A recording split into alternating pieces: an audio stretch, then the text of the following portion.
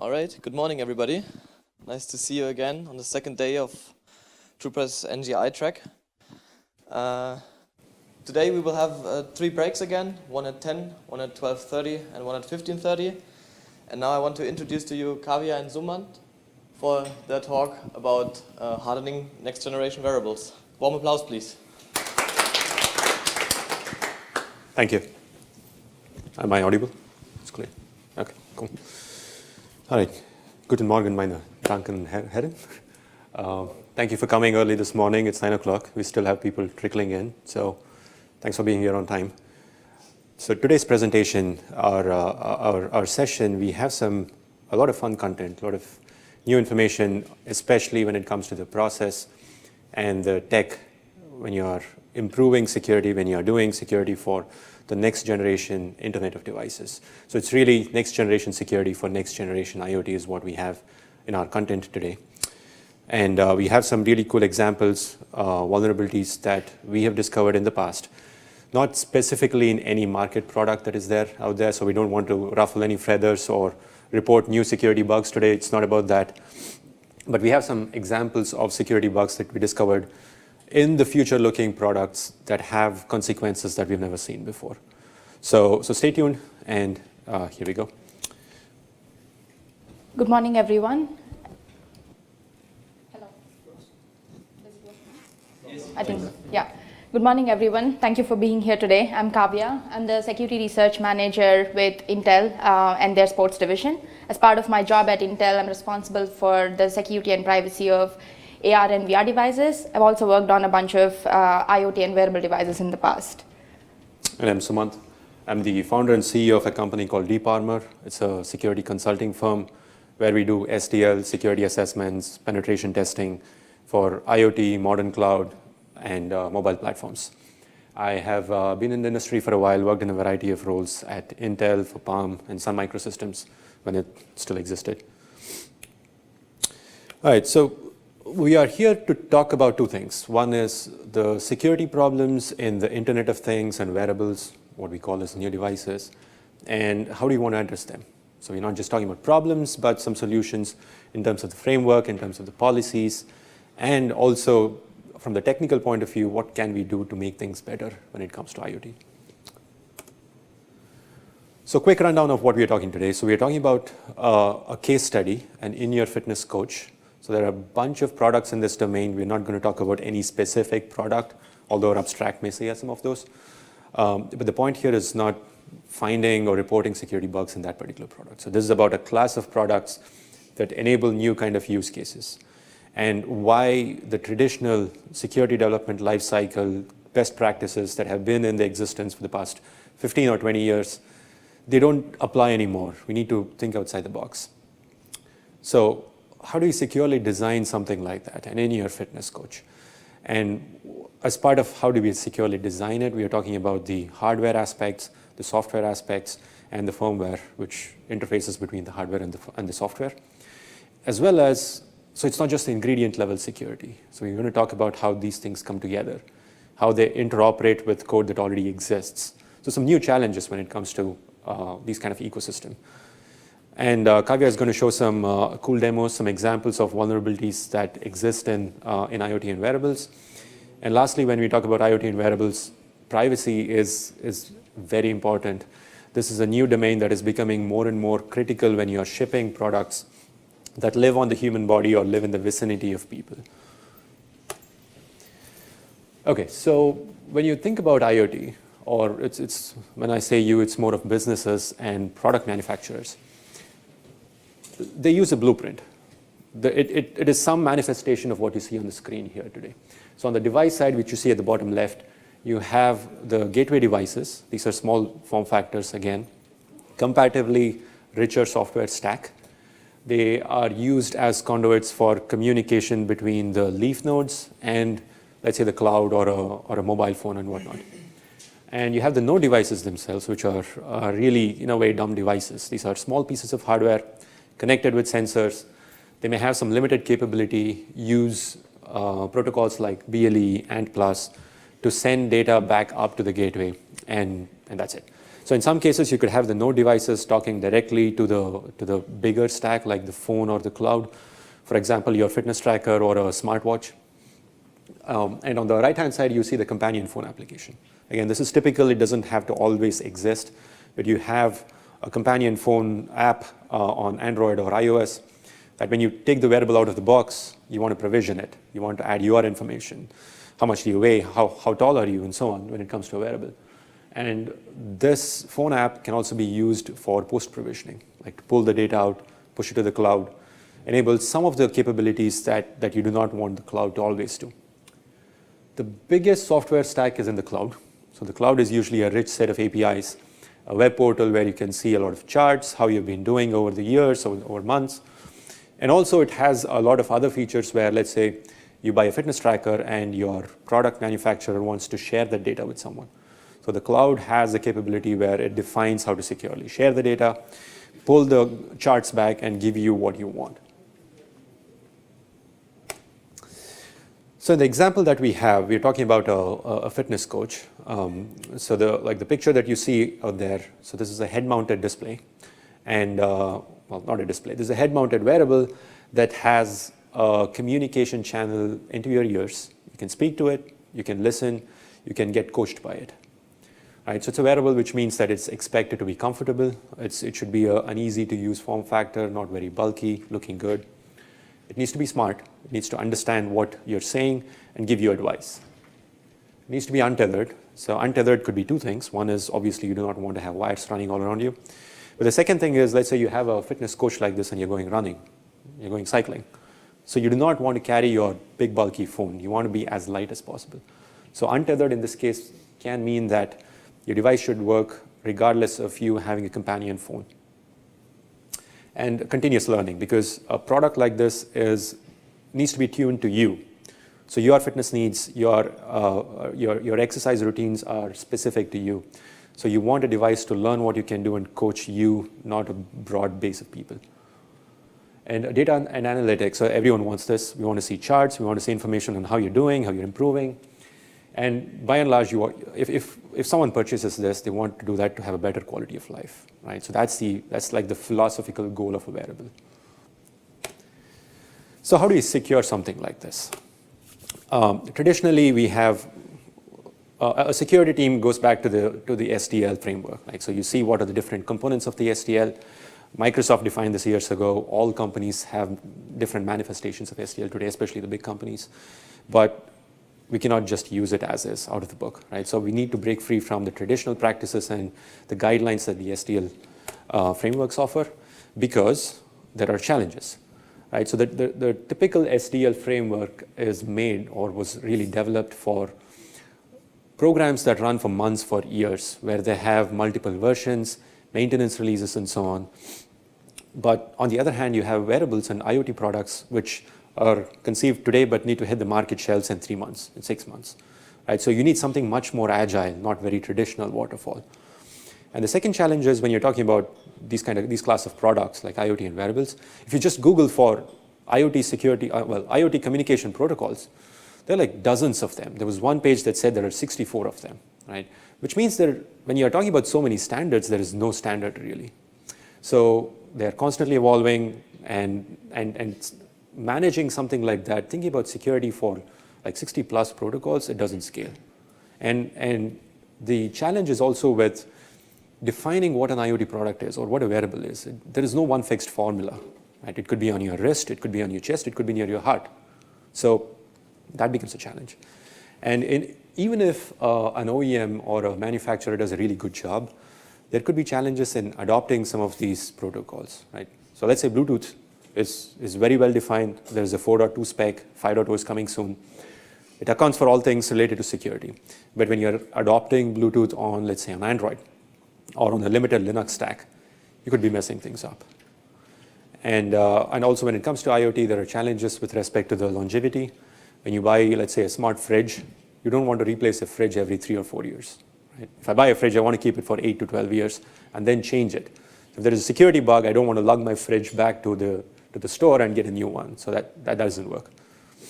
Privacy, I can't stress about it. Privacy is important because we have a whole bunch of slides talking about personally identifiable information, PII, and country-specific regulations and so on. And the interesting thing, especially for us, is that when it comes to research for IoT and wearable devices, it's still coming up. There are conference presentations and papers for these classes of products, but you see like 1 or 2 or 3. So I think in that sense, there is a lot of scope for IoT research and when it comes to securing these kind of products. On the technical side, we spoke about personal information and data. So typically when you're talking about an activity monitor, it collects information regarding your heart rate information, your GPS coordinates, your the sensor data, and some of these are configured for payments, right? So your usage of where you use your credit card, what do you buy with it, how often do you buy the same groceries every month?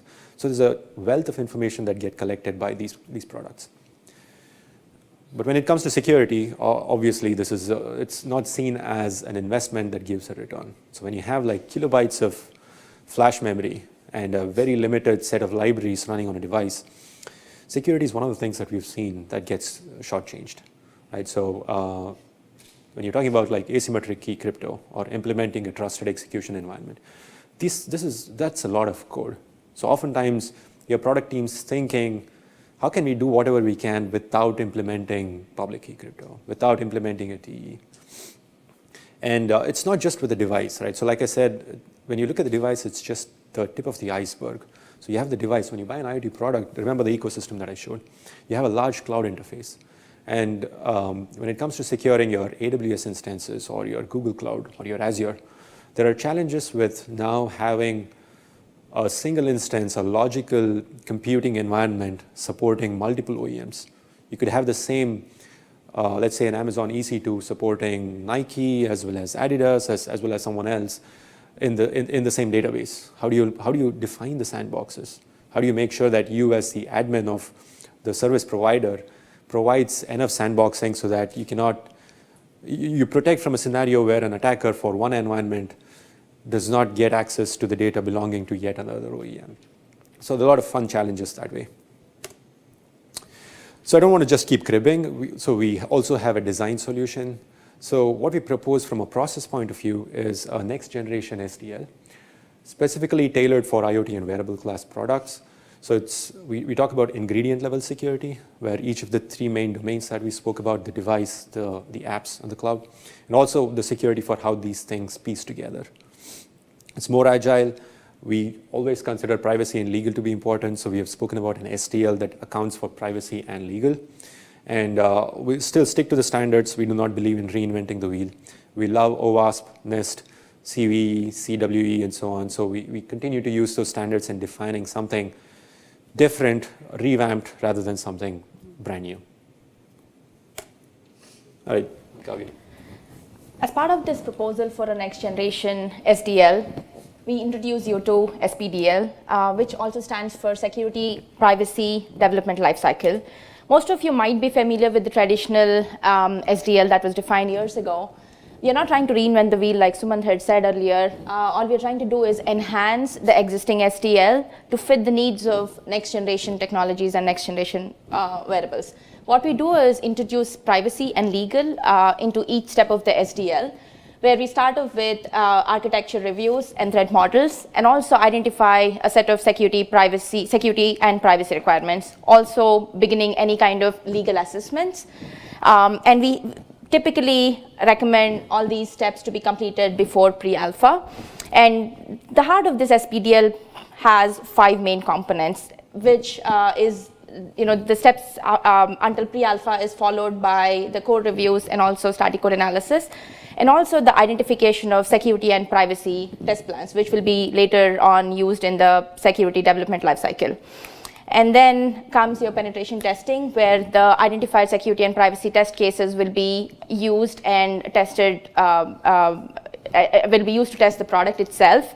And also the review of privacy plans, privacy notices, user license agreements, and everything is taken care of as part of this step. And this typically happens around beta.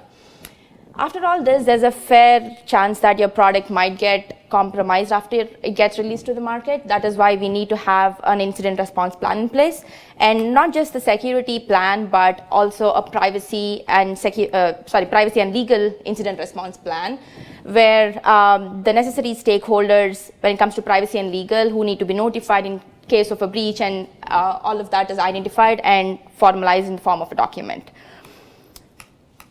And in order to design this SPDL, like we've seen earlier, it's really important that we secure the entire ecosystem and not just one particular component. So we want to walk you through a set of very minimal security objectives one needs to incorporate when designing such wearables or IoT ecosystems.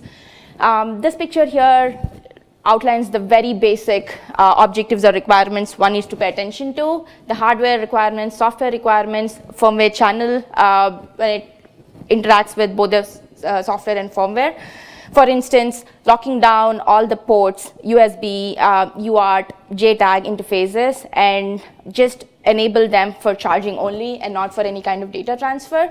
And also verification of any applications, third-party applications or libraries that are intended to run on your device, and making sure that they're rolled out by a trusted and authorized source. And also key management and data storage on the device itself. Because these devices are intended to work in an untethered mode, they almost always have some kind of data locally. So it's important that you store them and secure them in a way that an attacker wouldn't be able to retrieve any such data.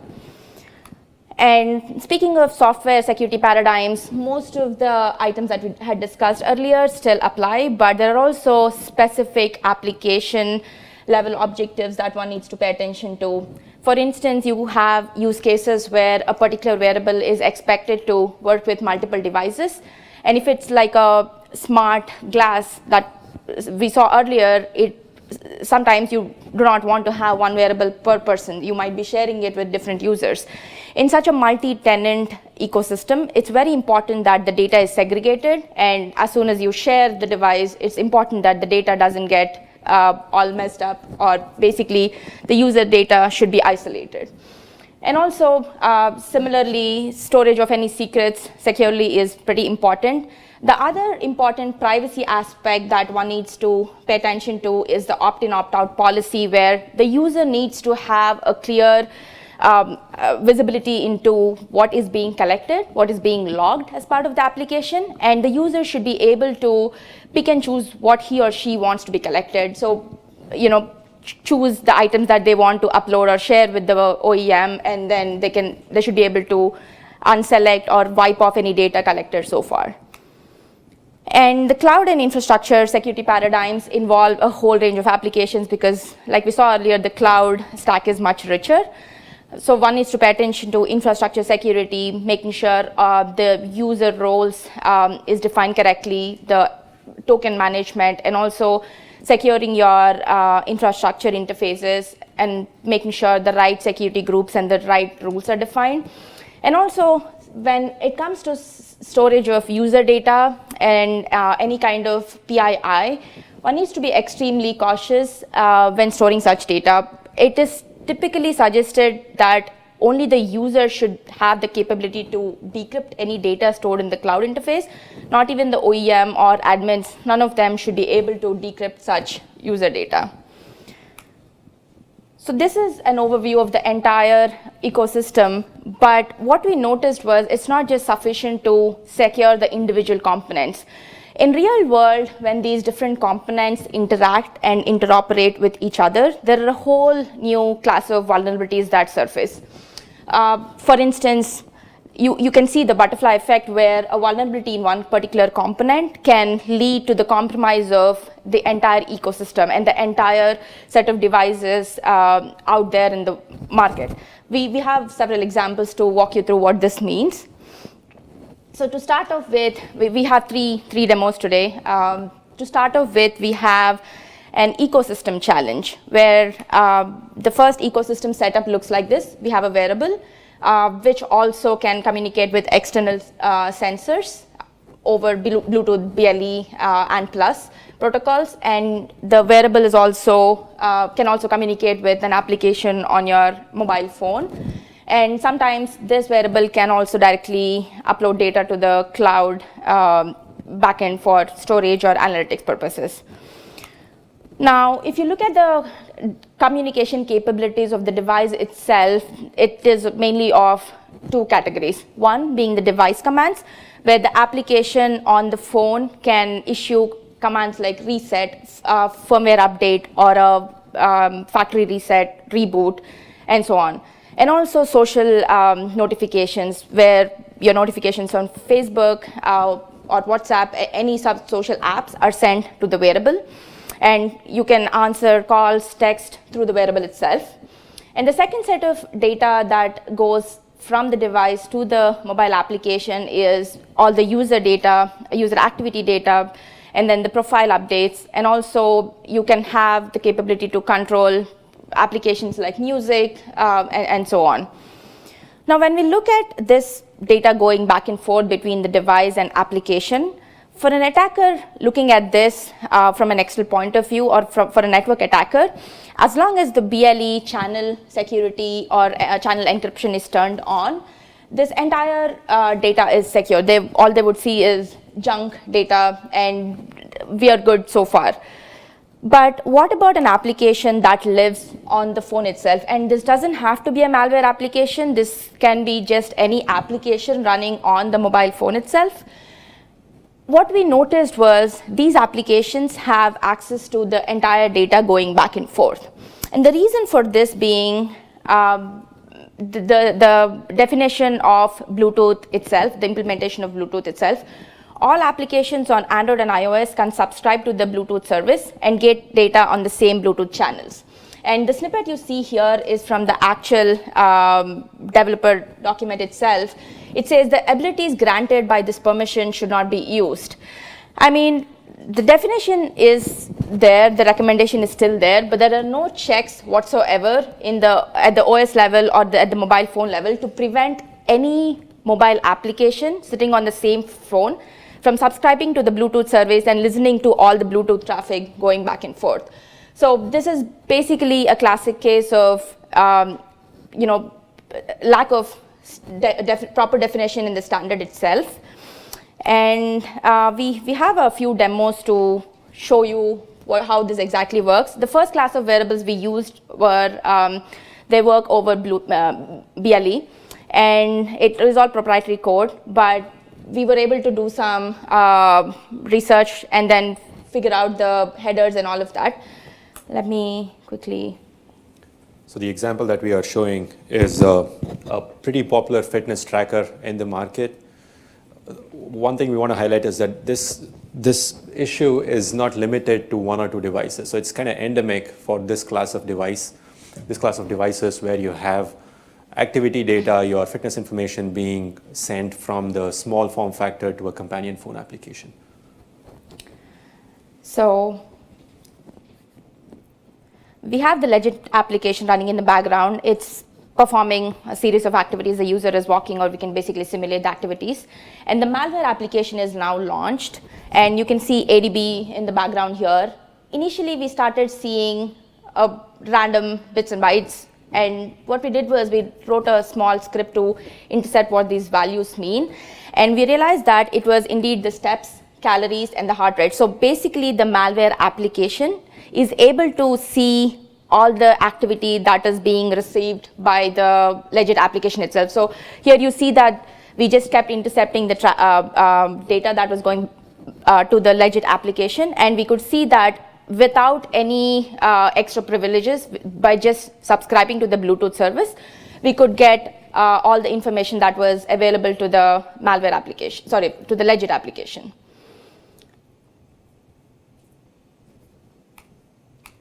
And we have a second example, which is slightly complicated, where we try to send a couple of commands. Earlier, like we saw, sometimes the legit application has functionalities to reboot a wearable, to send a factory update, firmware update.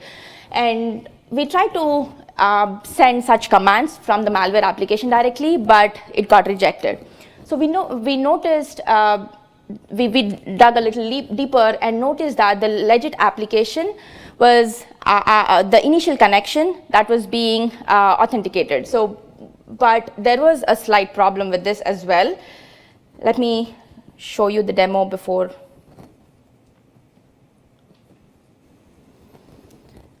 So here on the right side, we have the legit app.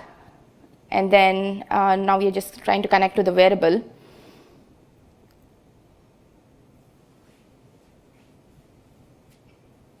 And then on the left is your Minicom interface. The connection is established. These are the reboot, power down, and factory reset commands that I had mentioned earlier. They're initiating or issuing a reboot command. Now this particular message sequence is authenticated. But what we did was, after the initial communication was established by the legit application, we tried to piggyback with our malware application. So we try to send the next set of commands after the legit application established a proper communication channel, and then we try to initiate a reboot again. So in the Minicom interface, you can see that the reboot is actually successful, and what this means is partial security is not sufficient. We need to make sure each and every message is verified and authenticated. So any sensitive commands, we need to make sure that not just the initial connection, but every message thereafter is verified.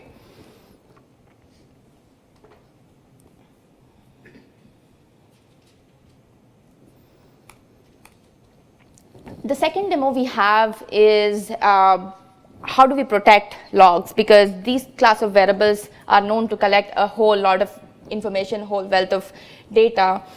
So the environment we have here is similar to the in-ear fitness coach that we had seen earlier. It is a personalized coach where it can interact with the user, and it wakes up on the utterance of a keyword. So the coach wakes up, and you can ask the coach to train you for a marathon. You can ask the coach to set personalized goals for you. So it interacts with the user on a custom basis.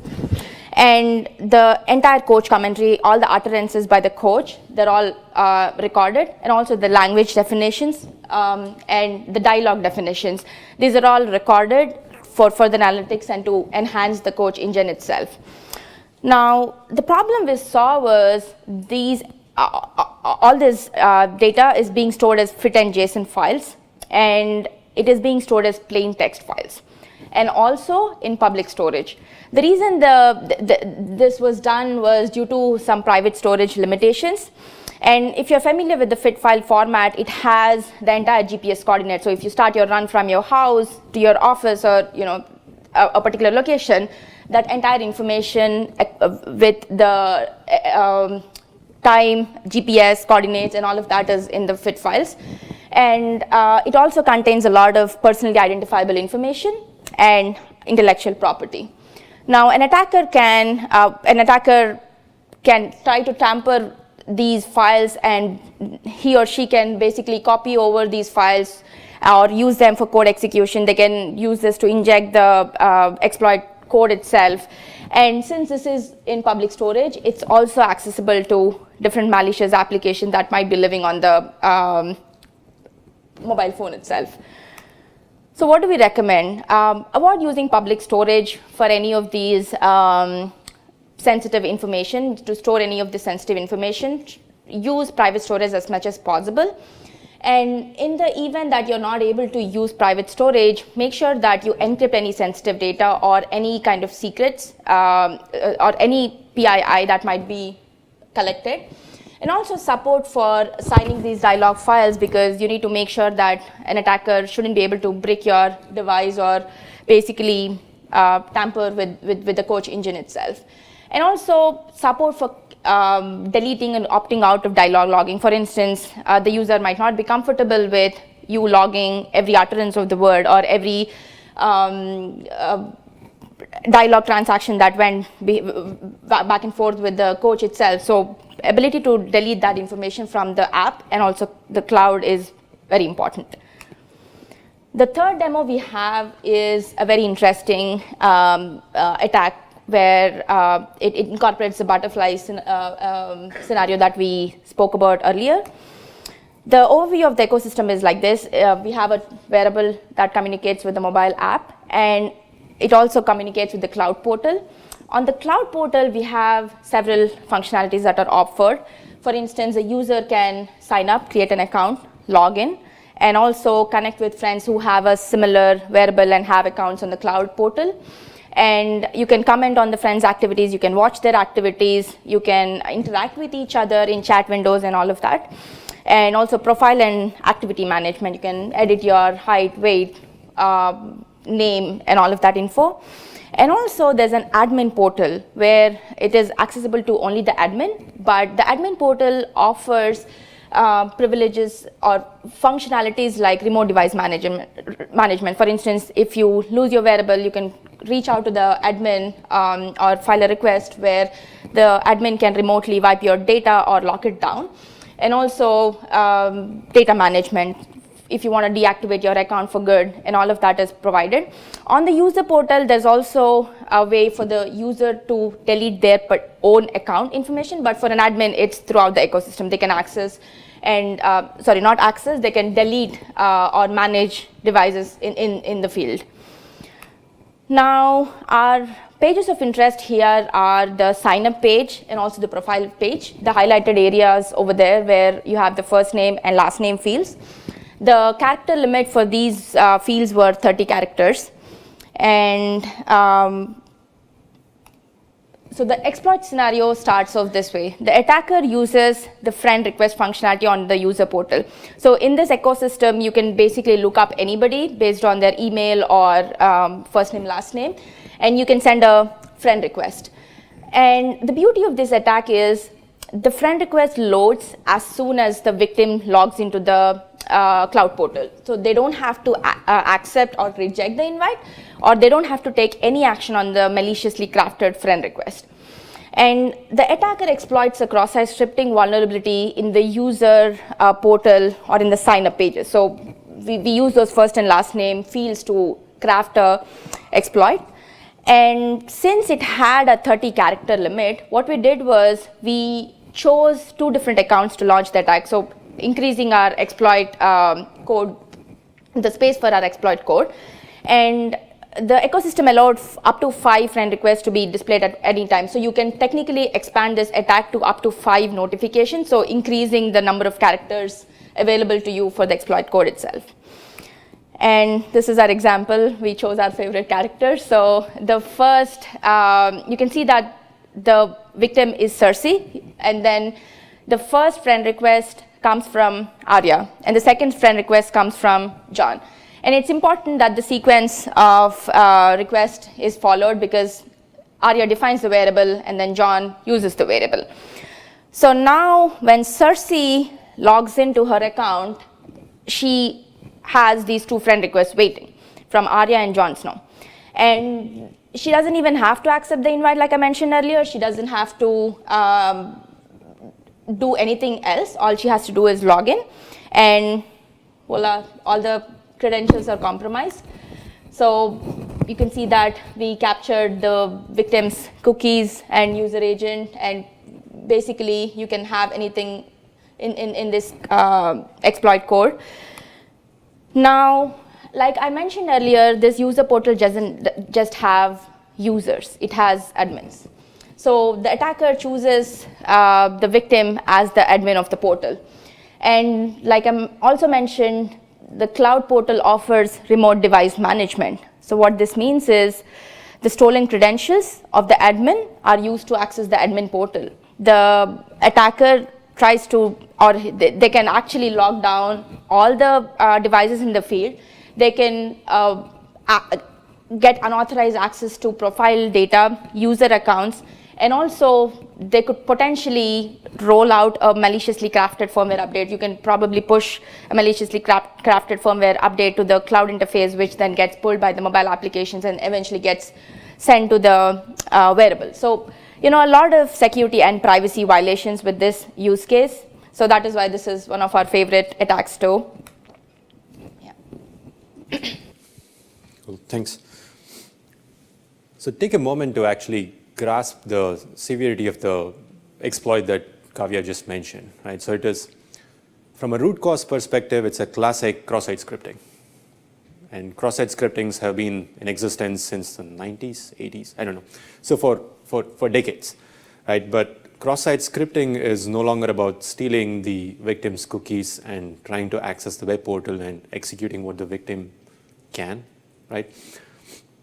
Now we have a cross-site scripting attack that can actually break your wearable or do a factory reset and make you lose all the data that exists on your backend. So, it's a different manifestation of an existing class of attack. Anyway, so on the privacy aspect, so we already mentioned that when it comes to privacy, IoT and wearables they have access to a wealth of information. So they can have access to your heart rate over a period of time, for months, for years, the location where you run, which means that if you go for a run every other day, take the same 5-mile loop, someone who can get access to your data knows exactly where you are at what point in time, week after week, right? So think about the physical safety implications. Think about your personal safety implications, the safety of maybe your family members. But for a manufacturer of an IoT or wearable device, it is also critical to define what is PII, what is personally identifiable information or personal information. For some of them, something like heart rate or your ethnicity may not be important, but for someone else, something like your name or an email address could be very, very important, because that particular individual using your services can be identified based on their email address, right? Think about all the hacks that happened with the Friend Finder network or Ashley Madison. So just by definition, there was a name, but that name could mean a lot when that information gets breached. And as part of the privacy planning and defining the privacy requirements, it's the responsibility of the OEM or the device manufacturer to define who collects the data, who owns the data, who processes the data. So there are standard terminologies and frameworks when it comes to privacy guidelines. And also third-party access to this data is critical, because what you're doing now is, as the owner of a wearable or a product, you're collecting information belonging to users and giving it to someone else. Right? So you need to clearly define who has access to what and for how long. So data retention, deletion, what happens when a customer exits the program? How do you delete the data? Do you just delete it in the cloud backend? Do you delete all your that particular user's data in your backups with your third parties? So it gets really messy and complicated. And of course, there are regulatory guidelines and privacy laws. There are everyone is hearing about GDPR. We are less than 3 months away from going live in Europe. And it's not just the companies in Europe, right? So if it is a North American company, an Asian company selling a product in Europe, there are regulations on them requiring to comply with the General Data Protection Regulation. Likewise in the US and a whole bunch of countries. There can be very idiosyncratic laws when it comes to privacy, like Russia for China, in case of China and so on. So it becomes critical that a product manufacturer understands what the regulations are before they start coming up with a plan to sell these products. So what you see here is that there is privacy kind of guiding your sales and marketing, right? Privacy guiding your security. How do you validate all these privacy requirements in the software itself? And data breaches and disclosures can be very, very expensive, especially when you're talking about big companies, the Fortune 50 that make a lot of money, but also entering into the startup and the IoT space, in the IoT and the wearable space. For example, that's the snippet that you see on the GDPR side. So for certain violations, the penalty can be the greater of 20 million euros or 4% of the global annual turnover, greater, right? When you're talking about big companies, some of the companies that I've worked for in the past, the global turnover can be in like $60, $70 billion. So 4% of that is huge. So it's no wonder that companies, when they start thinking about these kind of products, they start worrying about privacy, making sure that, let's say you have someone who buys your product but lives in a different country, and his or her data is stored in yet another country because of the AWS domains. How do you manage all this? Let's say that particular individual is traveling. What happens to the data handoff? So all these questions need to be answered when you're devising a privacy plan. And breaches are not new. These are some of the news headlines that have surfaced in the past couple of years. In fact, the top 2 headlines that you see there are from this year. They're barely less than 3 months since 2018, but there have already been news about privacy breaches when it comes to wearables, when it comes to IoT devices. The first one is a smart toy that is being manufactured by this company called VTech, and they did not protect information belonging to their children. Belonging to their customers who are children, right? They're a toy manufacturer. So obviously, when it comes to minors, customers who are under 18, there are different laws and regulations which are much tighter. So protecting the information, making sure that the information is stored securely, managed securely becomes key. And $650,000, it's honestly, it's not much. It's a few cents per device that they have sold. So this is only going to get worse. Strava is a fitness app. This is a really good example of defining what your application or what your device can do, right? So Strava says that you can integrate with third-party devices, collect information regarding your activities, your location, and so on. But is it Strava's responsibility to define who owns their product, who uses their product? What if it's a military guy who is running in Afghanistan and syncs his or her data with Strava, right?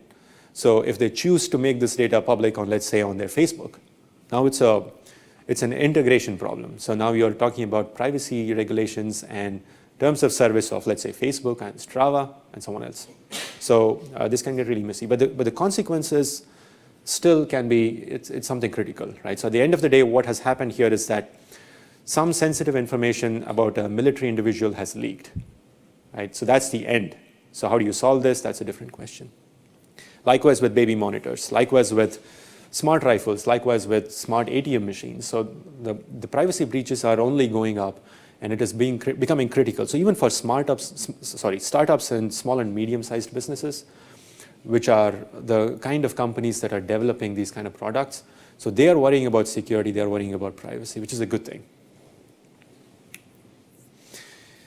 And as a corollary to that, we talk about quantifying. So most of you are familiar with scoring security vulnerabilities, right? So we use CVSS, the Common Vulnerability Scoring System. It's been around for several generations now. CVSS v3 is in the market. We're talking about 3.x and a 4.0. So there are pretty good calculators for defining what is a critical security vulnerability, what is a high, medium, and low. But we see the need for defining something like this, or coming up with a framework for defining or scoring a privacy vulnerability. Right, so let's say there is a security bug that has an implication in the access to your personal information or your user's personal information and sensitive data. So let's say there was a breach and there were like 100,000 records breached, or a database was accessed where it had information belonging to your user's social security numbers.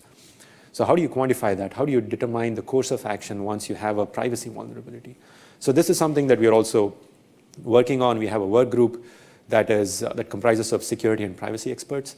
So we are looking at a framework that is very similar to CVSS, but they can help you define, in the event of a privacy vulnerability, how bad it is, whether it's critical or whether it's a severe and so on.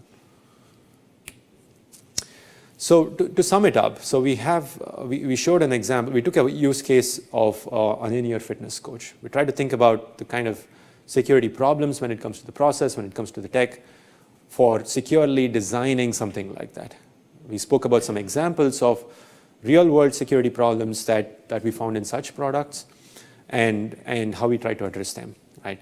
So our recommendation is the cliched shift left. This has been there for a long, long time. Shift left means that the sooner you capture security bugs, let's say in the architecture or the design stage, it's much cheaper. It helps you build a much more secure product rather than finding a security bug when you're doing the penetration testing or when you're evaluating a maintenance release. And the security guys need to be much more agile, so which means that for products that are constantly evolving, for products that need to hit the shelves in 3 months, but the requirements keep changing, sometimes like even weeks before the product hits the shelves, it's not possible to do the traditional, the waterfall model anymore. So we have frameworks that can constantly go back and forth.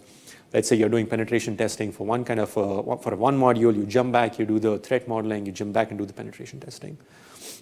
And it's also interesting that, like the example that we demonstrated, things like cross-site scripting, can manifest in different ways. And in addition to that, we are worrying about even startups that do not have expertise, let's say like the big players like the Intel and AMD and IBM.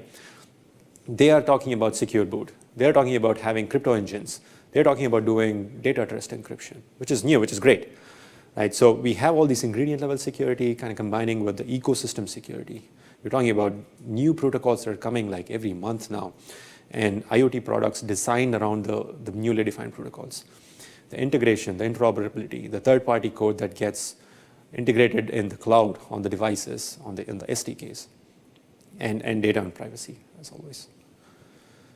So that about sums it up. So that's what we have for today.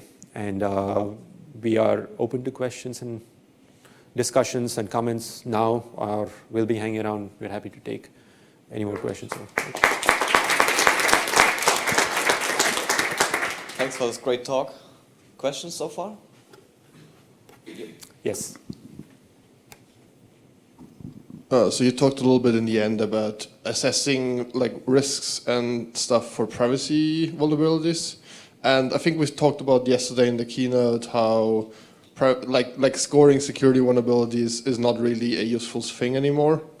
I think that question also extends to privacy vulnerabilities because there's a lot of like cases where data is being used in out of context situations where the way privacy is breached is not the defining factor anymore because there's so much data out there that combining it is what's like creating privacy risks. So yeah, my question would be what do you think are like the metrics we can use to assess privacy risks and vulnerabilities? You're right. So it gets complicated, and to first address your comment about scoring security vulnerabilities, right? So I've been in security teams that did not believe in CVSS. So so the rationale there was that CVSS is good as a generic template or a formula, but you have to take into account where it's deployed, what it means to the actual team or the product manufacturer when a particular incident happens. So that's why you have the environmental and the temporal scores in CVSS. Not a lot of people use that, but some of the more mature teams actually place more emphasis on the temporal and the environmental scores, which is good. But when we are defining something like a privacy scoring framework, it's important to take into consideration the subjectivity, right? So using the same example that I said, so normally I don't care if my personal email address, my Gmail address, and my name gets breached in a database record. Maybe I care a little bit, not too much. But as we saw in the case of Ashley Madison, we saw that there were email addresses ending in the mil.gov, right? So that means that now the US government is under pressure that some of its employees are using slightly questionable services. So defining that subjectivity is key. When we are working, well, this is still work in progress. So we have a bunch of privacy metrics that we've defined that can help the users of that framework take into account the subjectivity, right? So when I use that framework, my needs, my definitions may not necessarily comply with what your company or your tool uses. So we talk about data sensitivity, we talk about the regulatory impact, both internally, what could be applicable to your enterprise, your employer, as well as the country you live in. Right? We talk about things like the number of people that are affected. Let's say you have a breach and maybe just that database that was breached had 5 records out of 1 million people. Right? So then you can appropriately quantify that. But maybe you just had 10 people and 5 person's data got breached, then you have like a 50% impact. Right? So you can use the tool, set the correct knobs for those metrics, and then get a score out of it. The justification for doing something like that is also to help you make an assessment of what you justify to your management. Right? So this is something that even CVSS is used for. Like my general manager probably doesn't understand all the technical nuances, but all he cares about is it a 10 or is it a 5? If it's a 10, I want to stop shipping that particular product, right? So likewise, we want to have a privacy scoring framework that can help you make a decision on, should I disclose this bug? What's the action I should take, right? So if there is a regulation in my country that says that certain things have to be disclosed when a breach occurs, how does that sync or map to my privacy score? Does that answer your question? Okay, cool. All right, further questions? All right, then thank you very much again for this great talk. Thank you. Great audience.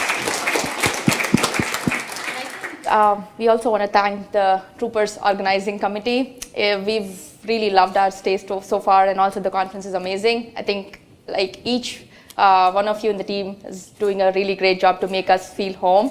And yeah, a big shout out to you guys. I think so far this is one of our favorite conferences ever. So. Yeah, Thank you here. very much. Yeah. Thanks. Thank you.